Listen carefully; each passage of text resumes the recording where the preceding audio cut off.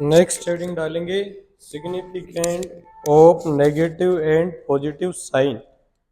तो first point में लिखो the negative sign in first expression. The negative sign in first expression, ये है फर्स्ट एक्सप्रेशन। इसको एक्सप्रेशन नंबर 1 नाम दे दीजिए, यहाँ पर लिख दीजिए expression first. The negative sign in first expression, in first expression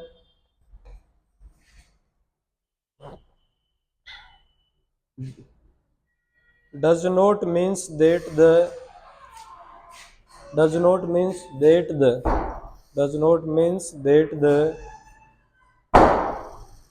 rate is negative, rate is negative, rate is negative, rate is negative rather than, rather ऐसे लिखो, rather it, then मत लिखो, rather it indicates, rather it indicates the decrease in concentration of the reactant, rather it indicates the decrease in concentration of the reactant, rather it indicates the decrease in concentration of the reactants with respect time, with respect time, with respect time।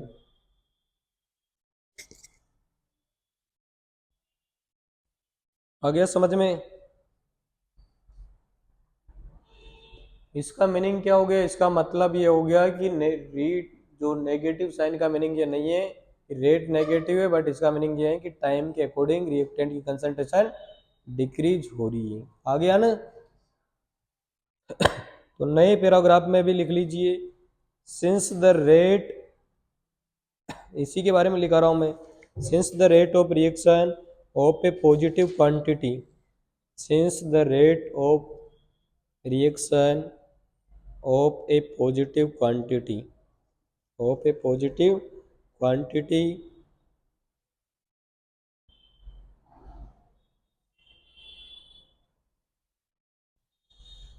thus to get a positive rate, thus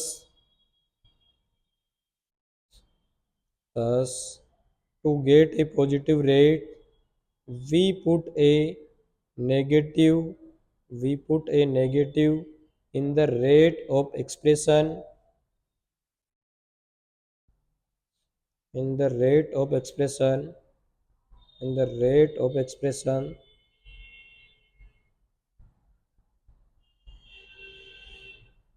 thus the rate of reaction becomes positive, thus the rate of reaction becomes positive। तो हम क्या करेंगे इधर देखो ध्यान से भाई, अपने पास जो रेट ऑफ अपने पास रिएक्टेंट है वह क्या आया है -x/t आया है। अब इसको रेट नेगेटिव नहीं हो सकती, यहाँ पर नेगेटिव का मतलब है कि जो रिएक्टेंट की कंसंट्रेशन है वो डिक्रीज हो रही है विथ रेस्पेक्ट टाइम। हम इस रेट को पॉजिटिव बनाने के लिए क्या करेंगे? पॉजिटिव बनाने के लिए इसका क्या लेंगे? मोड लेंगे। जानते हो आप? तो मोड लेने पर क्या हो जाएगा बताइए? प्लस हो जाएगा। तो कैसे लेंगे मोड? मॉड्यूलस का साइन लगा देंगे। आ रहा है समझ में? तो इसका मीनिंग यहाँ पे यहीं पे लिख लीजिए भले, या आगे नीचे लिख लीजिए।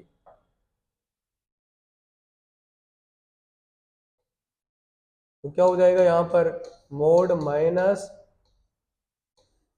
-x/t, ये रेट ऑफ रिएक्टेंट हो गई। समझ में आ गया ना?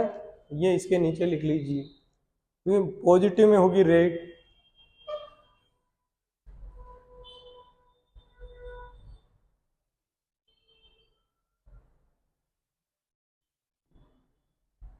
कंसंट्रेशन का हम क्या करेंगे? मोड ले लेंगे। क्या ले लेंगे? चेंज इन कंसंट्रेशन है। क्या है? Change in concentration. अपने पास तो डायरेक्ट वैल्यू आई है, बाकी ये रियल में ये है, रियल में क्या है? ये minus delta R divide by delta T है, यही तो है। इसका हम क्या ले लेंगे? मोड ले लेंगे। समझ में आ गई बात? डिफरेंस आया अपने पास तो वह वैल्यू आई है, बाकी हम इसका मोड ले लेंगे। इसे भी लिख सकते हो आप। अब सेकंड एक्सप्रेशन में जो अपने पास क्या आई है, रेट पॉजिटिव आई, तो उसको मोड लेने की अपने को रिक्वायरमेंट नहीं है। सेकंड एक्सप्रेशन में हमने देखा था तो क्या आया था, प्रोडक्ट के लिए क्या आया था बताइए। प्रोडक्ट के लिए जो रेट ऑफ रिएक्शन आई थी वो आई थी प्लस, तो इसका मोड लेंगे तो भी कोई इफेक्ट नहीं पड़ेगा। तो इसके लिए हम ऐसे लिख सकते हैं, यहाँ पर प्लस आएगा, मोड लेंगे तो भी कोई इफेक्ट थोड़ी पड़ेगा।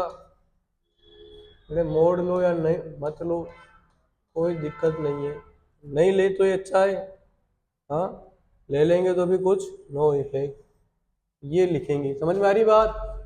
तो पहले से लाइन लिख लीजिए, the positive sign in second expression,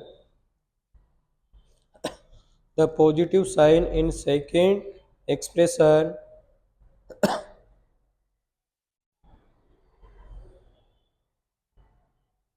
means that the rate is positive, means that the rate is positive, means that the rate is positive, rather it indicates, rather it indicates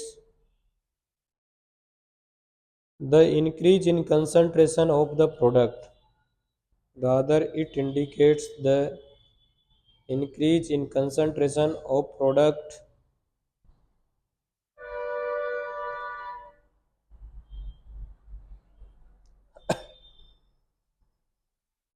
of product with respect time, WRT लिख लो, WRT with respect time indicate the increase in concentration of the product। और square bracket का मतलब समझ में आ गया, square bracket का मतलब concentration है। नोट डाल के लिख लो, ये पहले ये लिख लो, उसके बाद नोट डाल के लिखना है स्क्वायर ब्रैकेट का मतलब है मोलर कंसंट्रेशन या कंसंट्रेशन।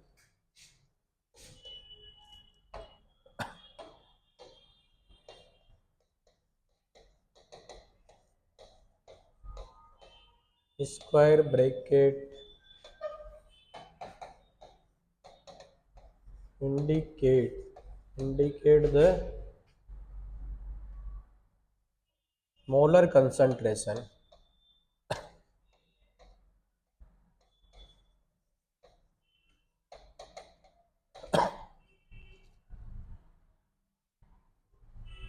it means क्या हो गया, it means rate of reaction, rate of reaction क्या हो गई बताइए। रेट ऑफ रिएक्शन को हम कैसे लिखते हैं, आर से, वह होता है कंसंट्रेशन में changes divide by time interval. तो रिएक्टेंट के लिए लिखेंगे तो क्या लिखेंगे, minus change in concentration of reactant पे डिवाइड बाय टाइम टेकन, और इसका क्या लेंगे, इसका तो सारी बात, और प्रोडक्ट के केस में मोड नहीं लेंगे। ये एक ही चीज़ है, ये समझ में आ रहा है ना आपके, ये सब चीज़ें ये एक साथ लिखेंगे इसका मैंने, अब इसकी यूनिट देखेंगे हम, लिख लीजिए, उसके बाद यूनिट देखने वाले हैं हम, unit of rate of reaction.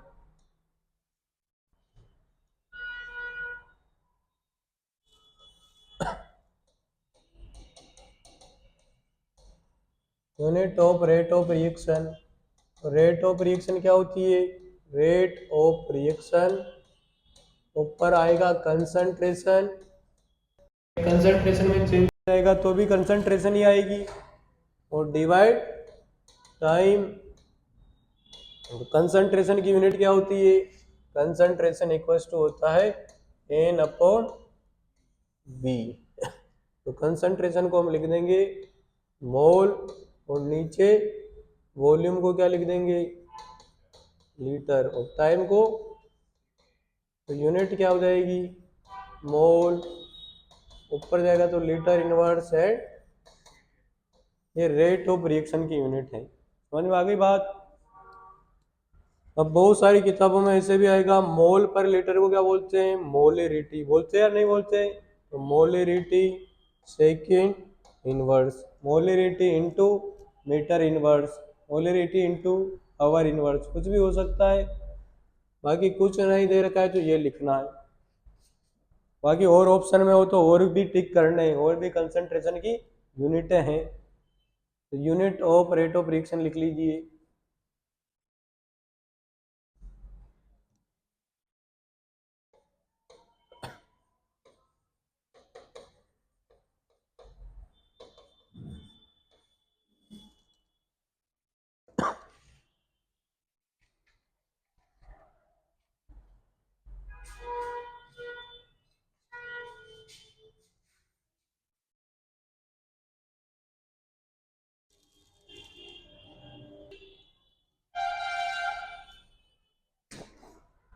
तो इट मीन्स क्या हो गया, नट सेल या इट मीन्स या जो भी है,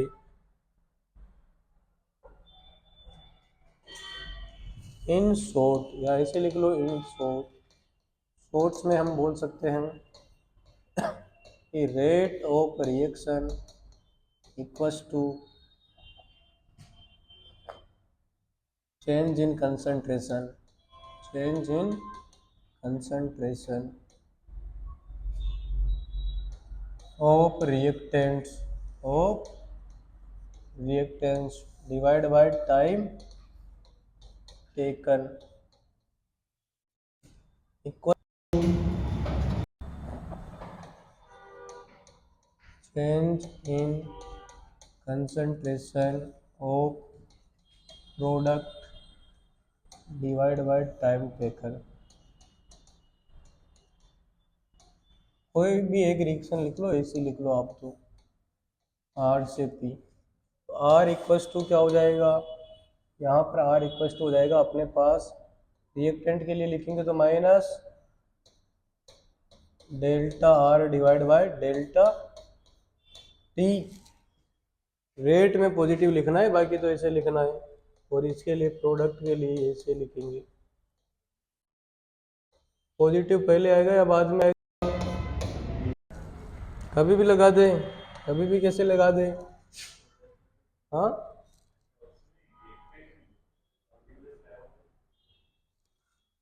मॉड्यूलस तो आएगा ही सही, बाकी मॉड्यूलस में तो वैल्यू आएगी रेट की, हम इसकी बात करेंगे, यहाँ पे पहले लगाएंगे ना तो बाद में लगाएंगे, हाँ। अब इसका मीनिंग क्या है, आर को हम क्या लिख सकते हैं, डी सी अपॉन, इसका मतलब है डिसएपियरेंस रेट ऑफ रिएक्टेंट, तो इसको बोलेंगे डिसएपियरेंस, कौन सी रेट है, माइनस का मीनिंग है डिसएपियरेंस रेट ऑफ रिएक्टेंट, और ये क्या है, एपियरेंस रेट ऑफ प्रोडक्ट्स। आ रहा है समझ में या नहीं आ रहा, ये इसके डिसएपियर होने की रेट है रिएक्टेंट की, ये फॉर्मेशन रेट है प्रोडक्ट की, क्या है, ऐसे भी बोल सकते हैं कंजप्शन, कौन सी रेट, कंजप्शन, कंजप्शन मतलब खत्म होना या रिएक्ट होना, तो कंजप्शन रेट ऑफ रिएक्टेंट है, ये फॉर्मेशन रेट ऑफ प्रोडक्ट है। समझ में आ रहा है या नहीं आ रहा है, कंजप्शन रेट ऑफ रिएक्टेंट, ये कितना कंज्यूम हुआ है, और ये formation rate of product, formation rate of, ये सब चीजें लिख लो, क्योंकि ये दे रखा, ये तभी एप्लीकेबल है जब स्टोइकोमेट्रिक कोएफिशिएंट 1 है, अगर ज़्यादा आ जाएंगे तो फिर वो डिवाइड हो जाएंगे, अभी रेट लो से डिवाइड होंगे, रेट लो पढ़ाएंगे, अब अगला टॉपिक रेट लो है।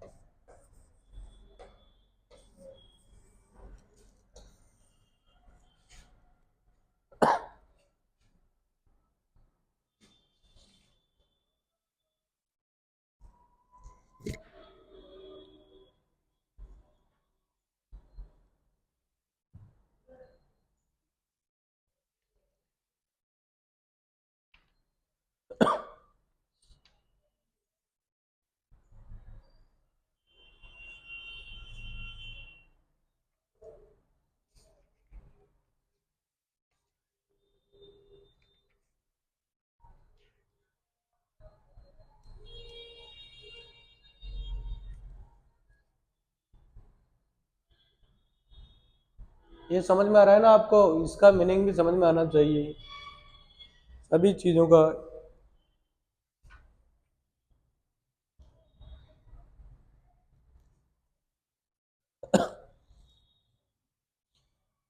Decrease in concentration of reactant divide by time taken भी लिख सकते हैं, एक ही बात है ना।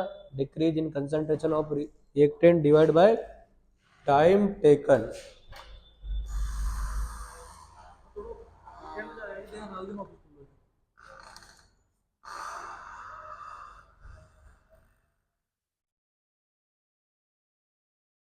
इसका मीनिंग भी आप जान सकते हो, इसका मीनिंग क्या है? डिक्रीज। ये तो आपको पहले ही लिखा दिया ना, पहले लिखा दिया, इसको नहीं लिखना है। Divide by time taken. यहाँ पे क्या लिखेंगे? इंक्रीज। प्रोडक्ट के लिए क्या लिखेंगे? Increase in concentration of product divide by time taken. Time या टाइम टेकन, टाइम इंटरवल भी लिख सकते हैं। अब हम रेट लो के बारे में डिस्कस करेंगे। किसके बारे में? रेट लो। रिएक्टेंट का ग्राफ बनाएंगे तो अलग बनेगा, प्रोडक्ट का ग्राफ बनाएंगे तो अलग बनेगा। रिएक्टेंट के केस में ग्राफ कैसे बनेगा जान ही रहे हो आप, दोनों को हमने मर्ज करके बनाया है अभी।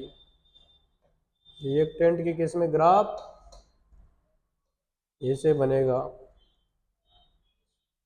बनेगा ना? अभी बना देंगे आपको। अलग अलग टाइम पे देखो ये चेंज हो रही। T1 टाइम पे कंसंट्रेशन क्या थी? R1 थी रिएक्टेंट की, और T2 टाइम पर क्या हो गई? कम हो गई ना। तो ये रिएक्टेंट का ग्राफ। प्रोडक्ट के लिए ग्राफ कैसे प्लॉट होगा? ये ऐसे हो जाएगा प्रोडक्ट के लिए। आ रहा है समझ में? T1 टाइम पे क्या होगा? T1 टाइम पे कंसंट्रेशन ऑफ प्रोडक्ट P1 था, और T2 टाइम पर क्या हो गया? इंक्रीज हो गई।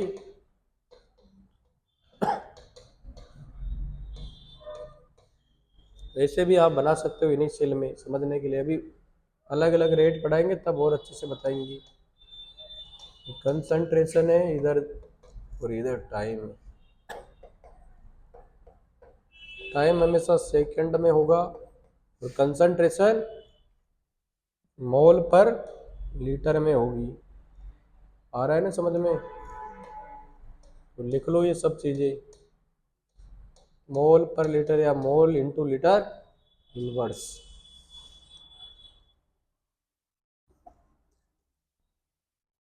तो डिक्रीज इन कंसंट्रेशन की, कंसंट्रेशन में रिएक्टेंट की कंसंट्रेशन डिक्रीज हो रही है, प्रोडक्ट की इंक्रीज हो रही है। देखो ये दो टाइम इंटरवल को देखो, देख रहे हो ना आप? इनको देखना है अच्छे से, इनमें क्या आपको क्या देखने को मिल रहा है। और इसमें इंक्रीज हो रहा है, इसमें डिक्रीज हो रहा है। आ गया समझ में? अब लिखो रेट लो।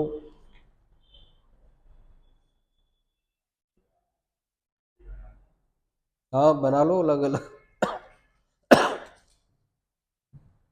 बना लीजिए।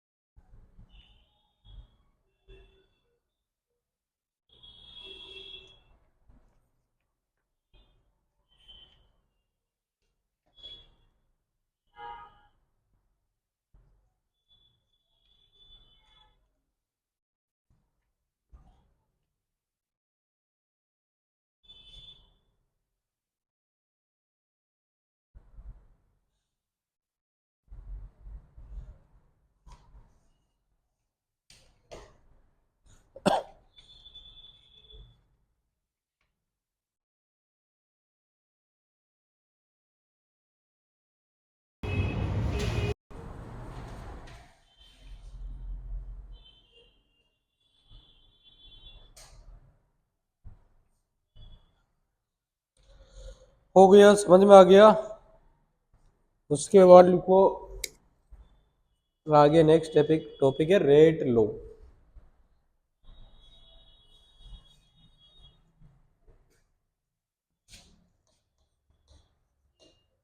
रेट लो का स्टेटमेंट किसने दिया था बताइए। रेट लो आपने इसमें पढ़ा होगा, इक्विलिब्रियम में पढ़ा है क्या रेट लो। रेट लो के बारे में बताते हैं, गुलबर्ग एंड वांगी। नाम सुना है गुलबर्ग वाजे, गुलबर्ग नहीं सुना। सोनमर्ग का सुना है, सोनमर्ग गुलमर्ग कहाँ पे है बताओ। आइसबर्ग सुना है, कहाँ है आइसबर्ग। हाँ, सोनमर्ग का नाम सुना। मर्ग क्या होते हैं, मर्ग के बारे में नहीं पता, मर्ग क्या होते हैं। ग्लेशियर। हाँ, तभी तो अंटार्कटिका का नाम ले रहे हो आप। हाँ,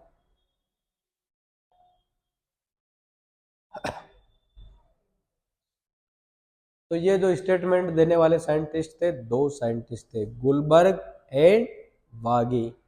according to Guldberg Waage principle, से लिखो अकॉर्डिंग टू गुलबर्ग। अब इसमें इतना जिक्र नहीं है, ये 11th क्लास में है, बाकी आप लिख लीजिए according to Guldberg and Waage principal.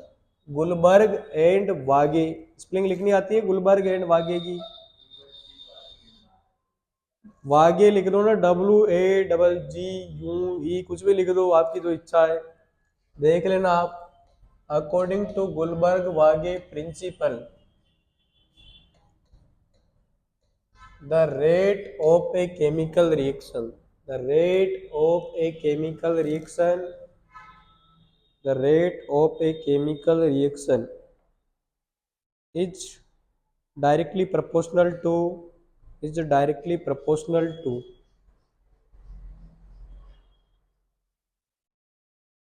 multiplication of concentration of reactant, is directly proportional to multiplication, multiplication का मतलब प्रोडक्ट है। अब यहाँ प्रोडक्ट नहीं लिखा रहे हैं क्योंकि प्रोडक्ट का मतलब यहाँ पर प्रोडक्ट है, प्रोडक्ट का मतलब जो रिएक्शन में फॉर्म हो रहा है, प्रोडक्ट का मतलब भी मल्टीपल होता है ना, गुणा करना, यहाँ पे इसलिए मल्टीपल दिखाया गया है। Is directly proportional to multiple, multiple of, क्या लिखोगे, multiple of concentration of reacting species. Multiple, multiple तो लिख दिया ना, बार बार मल्टीपल लिखेगा क्या। हाँ तो मल्टीप्लीकेशन लिख लो, एक ही बात है, multiplication of concentration of reacting species, एक ही बात है ना, तो अलग अलग बात है क्या। मल्टीपल और मल्टीप्लीकेशन में क्या दिक्कत है। Multiplication of concentration of reacting species या रिएक्टेंट्स, एक ही बात है, अलग अलग बातें नहीं है, सारी बातें एक ही है। कॉपी के पेज भरने से कोई नंबर नहीं मिलते हैं, बोले शॉर्ट में लिखो तो नंबर मिलते हैं, केमिस्ट्री में तो नहीं मिलते हैं कॉपी के।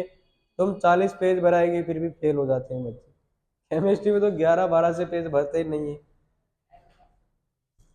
तो हम ऐसा बोलना चाह रहे हैं कि कोई भी रिएक्शन है, अभी हम आपको क्या ले रहे थे भाई, रिएक्टेंट की कंसंट्रेट रेट ऑफ रिएक्शन किस पे डिपेंड करेगी, rate of reaction is directly proportional to product of concentration of reactant, concentration of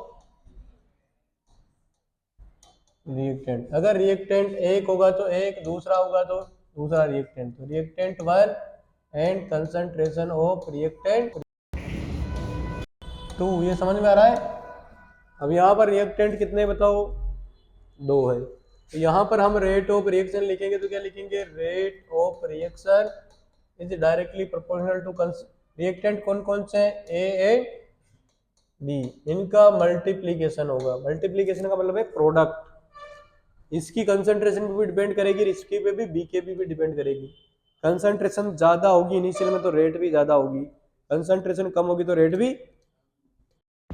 अब ये तब एप्लीकेबल है जब कोफिशिएंट 1 1 है, अगर कोफिशिएंट ए भी आ जाए तो ये कोफिशिएंट कहाँ पे चढ़ जाएंगे, पावर में, ऐसा बताते हैं 11th क्लास में, बताते हैं ना। और रेट ऑफ रिएक्शन क्या होती है, डीसी अपॉन dt। अभी बताए change in concentration divide by time taken. Proportionality को उठाएंगे तो कांस्टेंट आएगा, रेट कांस्टेंट। कौन सा कांस्टेंट, रेट कांस्टेंट। तो ये भी कंसंट्रेशन है, स्क्वायर ब्रैकेट का मतलब क्या है, कंसंट्रेशन। और ये भी, तो समझ में आ गए, वेयर ये रेट लो है, ये कौन सा लो है, रेट लो। और वेयर के इक्वल्स टू क्या है, के इक्वल्स टू रेट कांस्टेंट। आ गया समझ में, यही रेट लो है। ये कौन सा लो है, एक्सप्रेशन के रूप में रिप्रेजेंट करना रेट लो है। ये भी रेट लो है, ये भी रेट लो है, सब रेट लो है। तो अब रेट लो पे जो पावर का सम होता है ना, वो ऑर्डर ऑफ रिएक्शन हो जाता है। समझ में आगे बात। अब जरूरी नहीं कि ये ए बी हो, यहाँ ए की जगह एम एन भी हो जाते तो फिर order of reaction m plus n हो जाता। और मॉलिक्यूलरिटी ऑफ रिएक्शन, टोटल कितने रिएक्टेंट भाग ले रहे हैं, तो वो ए प्लस बी हो जाता। समझ में आ रही बात भाई। ये हमने तो इसको बराबर कर दिया, हमेशा हर केस में बराबर नहीं होगा, वह डिपेंड करेगा रिएक्शन की मैकेनिज्म पे। तो यहाँ से इसकी यूनिट तो आपको आती है, इसकी यूनिट निकाल सकते हो आप, रेट कांस्टेंट की यूनिट ऑफ रेट कांस्टेंट निकालो। कौन बताएगा unit of rate constant, unit of के का मतलब क्या है, रेट कांस्टेंट। के का मतलब केल्विन नहीं है, क्या है, रेट कांस्टेंट है। तो इसकी यूनिट निकालेंगे तो इनकी यूनिट आनी चाहिए। तो डीसी अपॉन dt की क्या यूनिट है, कंसंट्रेशन है ये भी, और इधर टाइम भी, टाइम है। समझ में आ रही बात। इसकी पता नहीं है, इसकी निकालनी है। और ए का जो स्क्वायर ब्रैकेट में है वो क्या है, कंसंट्रेशन। तो कंसंट्रेशन की पावर ए और कंसंट्रेशन की पावर बी। समझ में आ रहा है। अब इसको नीचे ले जाएंगे क्योंकि यूनिट निकालनी है मेरे को, नीचे ले जाएंगे तो बताओ, कंसंट्रेशन 1 हो गया, नीचे लाएंगे इसको, ये कंसंट्रेशन की पावर, पावर सेम है तो, सॉरी बेस सेम है तो पावर ऐड हो जाएगी। तो ए प्लस, और टाइम, टाइम नीचे है ही सही, तो इन सब की वैल्यू पुट कर देंगे। तो यहाँ पे क्या हो जाएगा, कंसंट्रेशन की यूनिट क्या होती है, हाँ तो एक बार और लिख लेते हैं। चलो इसको ऊपर भेजेंगे तो क्या हो जाएगा, कंसंट्रेशन ए माइनस ए प्लस बी। और टाइम की आपको बताइए, टाइम की क्या होती है, सेकंड। कंसंट्रेशन की हो जाएगी मोल, मोल पर लीटर नहीं होगी क्या, मोल पर लीटर। इसकी पावर में हमने क्या लिख दिया, 1 माइनस एन लिख दिया। क्यों लिखा, हमने एन को मान लिया ए प्लस बी। इसका मतलब हो गया total number of moles of reactant which is involved in rate law, which is involved in rate law। जो रेट लॉ में इन्वॉल्व है वह है ये, क्योंकि रेट लॉ में सारे को इन्वॉल्व करा दिया मैंने, ए प्लस बी को, ये है, उनको मैंने एन मान लिया। समझ में आ रही बात। और टाइम की यूनिट क्या है, तो क्या हो जाएगा, mole 1 minus n, litre n minus 1, और सेकेंड इनवर्स। आ गई बात समझ में। यही बाद में ऑर्डर ऑफ रिएक्शन कहलाएगा, क्योंकि जो रेट लो एक्सप्रेशन होता है उसमें रिएक्टिंग स्पीसीज की जो पावर होती है उनका समी क्या होता है, ऑर्डर ऑफ रिएक्शन होता है। इस केस में जो ऑर्डर ऑफ रिएक्शन है वह ए प्लस बी है, और जो मोलिकुलरिटी ऑफ रिएक्शन है वह भी ए प्लस बी है। मोलिकुलरिटी ऑफ रिएक्शन तो इसको देख के बता सकते हैं रिएक्शन को, लेकिन ऑर्डर देख के नहीं बता सकते। ऑर्डर के लिए ये लिखा होना चाहिए, लिखा होना कंपल्सरी। समझ में आ गई बात, तो लिख लो। तो आज के लिए हम इतना पढ़ेंगे, कल की क्लास में हम डिफरेंट टाइप के रेट देखेंगे।